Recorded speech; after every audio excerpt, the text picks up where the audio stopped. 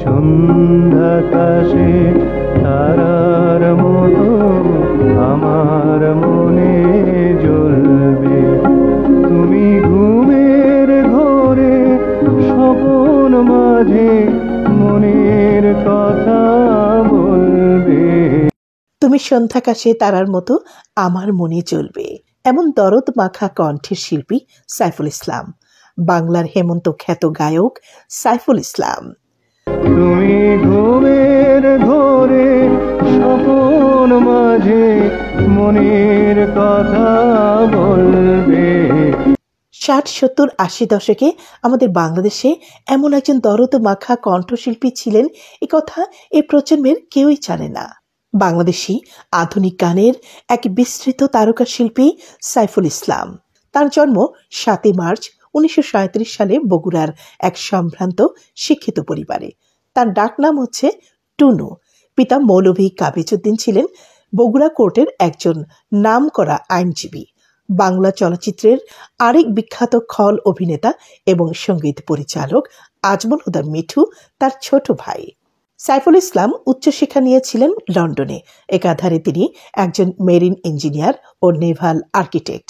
তদানীন্তন পাকিস্তানের 2 অংশের মাত্র 6 জন নেভাল আর্কিটেক্টের মধ্যে তিনি ছিলেন অন্যতম। বিভিন্ন সংস্থায় দীর্ঘদিন উচ্চ পদে চাকরি করেছেন। মৃত্যুর কয়েক বছর পূর্বে বাংলাদেশ ইস্পাত ও প্রকৌশল সংস্থা থেকে পরিচালক হিসেবে অবসর নিয়েছিলেন। উচ্চশিক্ষিত, সুদর্শন এবং বরাবর উচ্চ পদে কর্মরত সাইফুল ইসলাম গানকে কখনোই পেশা হিসেবে নেননি। তারপরও 60 দশকের প্রথম ভাগে রেডিওতে তার 2-1টি গান প্রচারিত হওয়ার পরপরই তিনি পূর্ব বাংলার হেমন্ত হিসেবে খ্যাতি পেয়ে যান।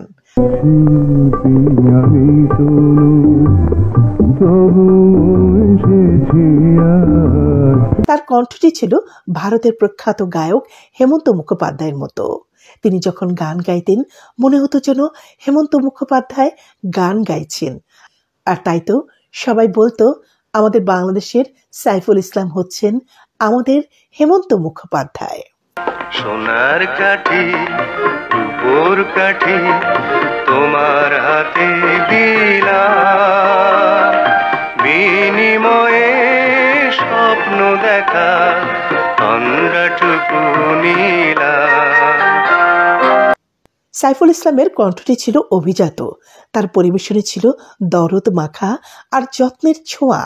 গানের সংখ্যা অপেক্ষাকৃত কম হলেও এগুলো মেলোডির সোনালী সময়ের অমূল্য সম্পদ হিসেবেই বিবেচিত হয় সাইফুল ইসলামের গানগুলো। গল্প কথার কল্প লোকে এক যে ছিল রাজার কুমার। 60, 70, 80 দশকে তৎকালীন রেডিওতে সাইফুল ইসলামের গাওয়া তুমি সন্ধ্যাকাশে তারার মতো আমার মনে জ্বলবে এই গানটি চিরকাল প্রেমিক বিরহের হৃদয়ে দোলা দেবে। এখনো মন্ত্রমুগ্ধের মতো শোনে এই গানটি শ্রোতারা। হয়তো তুমি আসবে না গো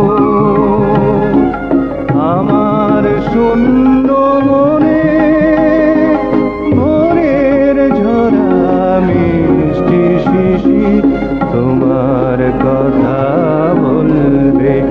তুমি সন্ধ্যাকাশে তারার মতো আমার মনে জ্বলবে। তুমি সন্ধ্যাকাশে তারার মতো আমার মনে জ্বলবে। কালজয়ী এই গানটি লিখেছিলেন টিভি প্রযোজক মুসা আহমেদ এবং সুর করেছিলেন সাইফুল ইসলামের অনুজ অর্থাৎ ছোট ভাই অভিনেতা, প্রযোজক এবং সঙ্গীত পরিচালক আজমল হুদা মিঠু। শুধু যে আধুনিক গান গেয়েছেন শিল্পী সাইফুল ইসলাম তা নন, তিনি ছায়াছবিতেও প্লেব্যাক করেছেন। আঁকাবাঁকা, বাদশা, আপনজন, ওরা 11 জন সহ আরো বেশ কিছু ছবিতে তিনি প্লেব্যাক করেছেন। আঁকাবাঁকা ছবিতে তিনি গেয়েছিলেন গল্প কথার কল্পলোকে এক যে ছিল রাজার কুমার। একদিন সে চুপি সারে হারিয়ে গেল।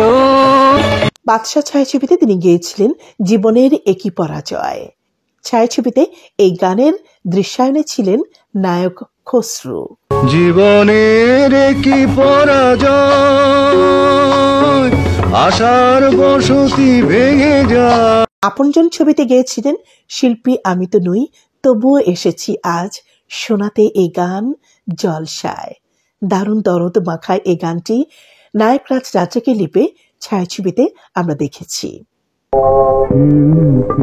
আমি তো নই, তবুও এসেছি আজ। 60 এবং 70 দশকে রবীন্দ্রসঙ্গীতেরও অন্যতম প্রধান গায়ক ছিলেন সাইফুল ইসলাম। তুই পেলে এসেছিস কারে মন মন রে আমার, তাই জনম গেল শান্তি পেলি না রে মন মন রে আমার। মুক্তিযুদ্ধের বিখ্যাত চলচ্চিত্র ওরা 11 জনের টাইটেল সং ও আমার দেশের মাটি তোমার পরে ঠেকাই মাথা, এই গানটিও গেয়েছেন সাইফুল ইসলাম। ও আমার দেশের মাটি তোমার পরে ঠেকাই মাথা।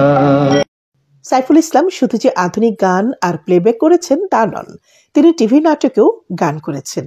মৃত্যুর কিছুদিন পূর্বে টিভি নাটক একার টাইটেল সঙ্গে একা বড় একা এই গানটিও তিনি গেয়েছিলেন। 60, 70, 80 দশকে সাইফুল ইসলামের গাওয়া গানগুলো মানুষের মুখে মুখে ফিরত। এখনো গানগুলো শ্রোতারা ভুলতে পারেনি। রেডিওতে তার গাওয়া সেই কালজয়ী গানগুলো যেমন সোনার কাঠি রূপোর কাঠি, কিংবা ইচ্ছে করে গল্প করি তোমায় নিয়ে, অথবা যদি মনে পড়ে ফুলের দেশে খোঁজো আমার ঠিকানা, এই গানগুলো কখনোই বিস্তৃত হবার নয়। যদি মনে পড়ে ফুলের দেশে খুঁজো আমার ঠিকানা, নদী যখন নীরব হবে পেতে তারার বিছানা। সুদর্শন শিল্পী সাইফুল ইসলাম ব্যক্তিগত জীবনে বাংলাদেশের স্টিল অ্যাড মডেলিং এর পথিকৃৎ এবং দেশের প্রথম মডেল রাশা ইসলামকে বিয়ে করেন এবং মডেল ও নৃত্যশিল্পী সাদিয়া ইসলাম মৌ তার কন্যা। অত্যন্ত সহজ সরল স্বচ্ছ মনের অধিকারী ছিলেন শিল্পী সাইফুল ইসলাম, কিন্তু জানা যায় বিবাহিত জীবনে শিল্পী সাইফুল ইসলাম বড্ড কোণঠাসা অবস্থায় ছিলেন, কেননা তার স্ত্রী মডেল রাশা ইসলাম অত্যন্ত ডমিনেটিং ছিলেন স্বামীর উপরে। বর্তমানে সোশ্যাল মিডিয়ায় শিল্পী সাইফুল ইসলামকে নিয়ে কোনো লেখা আসলে নেটিজেনরা এমনই বিরূপ মন্তব্য করে থাকেন স্ত্রী রাশা ইসলামকে নিয়ে। যারা শিল্পী সাইফুল ইসলামের খুব কাছের জন ছিলেন তারা কিন্তু বিষয়টি ভালোভাবেই জানত। সোশ্যাল মিডিয়ায় নেটিজেনদের এমন বিরূপ মন্তব্য থেকে বোঝা যায় যে আসলেই স্ত্রী রাশা ইসলাম অত্যন্ত ডমিনেটিং ছিলেন স্বামী সাইফুল ইসলামের উপর। কিন্তু অত্যন্ত নিভৃতচারী অন্তর্মুখী শিল্পী সাইফুল ইসলাম জীবিত অবস্থায় কখনোই তার মনের এই কথাগুলো কাউকে বলে যাননি। নীরবে নিভৃতে তিনি চলে গেছেন এই পৃথিবী ছেড়ে। এইভাবেই সুখ দুঃখের জীবন ভেলায় ভাসতে ভাসতে মাত্র 66 বছর বয়সে 23 এপ্রিল 2003 সালে বরেণ্য শিল্পী সাইফুল ইসলাম মৃত্যুবরণ করেন। তার কি যে ব্যথা কেউ তো জানলো না। এই প্রতিবেদনটি তৈরি করার সময় অনেক চেষ্টা করেছি শিল্পী সাইফুল ইসলামের কোনো ভিডিও সাক্ষাৎকার পাওয়া যায় কিনা কিংবা কোনো ভিডিও গান পাওয়া যায় কিনা, কিন্তু অত্যন্ত দুঃখের বিষয় যে কোনো কিছুই পাওয়া যায়নি। ভাবতে অবাক লাগে বরেণ্য শিল্পী সাইফুল ইসলামের মতো এমন কণ্ঠশিল্পীর কোনো ভিডিও সাক্ষাৎকার নেই টেলিভিশনে, নেই কোনো ভিডিও গান। সত্যি বিষয়টি অত্যন্ত দুঃখজনক। যতদিন বাংলা গান থাকবে, দরদ মাখা কণ্ঠশিল্পী সাইফুল ইসলামের গান ততদিন পর্যন্ত আমাদের হৃদয়ে বাজবে, অনুরণন করবে। কখনো ভোলা যাবে না এই গানগুলো। সোনার কাঠি দিলাম তোমার হাতে, জাগিয়ে দিও জোছনা হলে রাতে। রূপোর কাঠি অনেক সোহাগ মেঘে তোমায় দিলাম।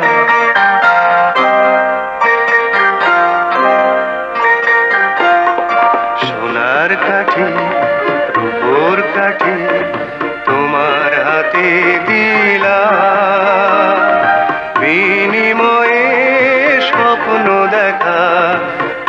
পুরাটুকু নীলাম। এই প্রজন্ম ইউটিউবের কল্যাণে তার গানগুলো শুনে থাকে, কিন্তু জানে না কেবল তার নামটি, জানে না এই গানের কণ্ঠশিল্পী কে, জানে না এই গানের কণ্ঠশিল্পী সাইফুল ইসলাম। বাংলাদেশের হেমন্ত খ্যাত গায়ক সাইফুল ইসলাম, তার আত্মার শান্তি কামনা করছি বুশরা চ্যানেলের পক্ষ থেকে। তুমি সন্ধ্যাকাশে তারার মতো আমার মনে জ্বলবে, তুমি ঘুমের ঘোরে স্বপন মাঝে মনের কথা বলবে, তুমি সন্ধ্যাকাশে তারার মতো আমার মনে জ্বলবে।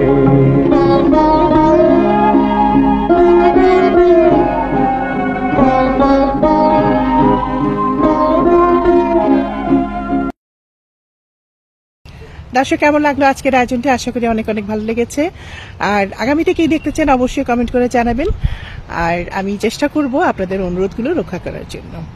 তো আবার দেখা হবে নতুন আয়োজনে। ততদিন পর্যন্ত সবাই ভালো থাকুন, সুস্থ থাকুন, সুন্দর থাকুন। সবার জন্য অনেক অনেক শুভকামনা রইল। আল্লাহ হাফেজ।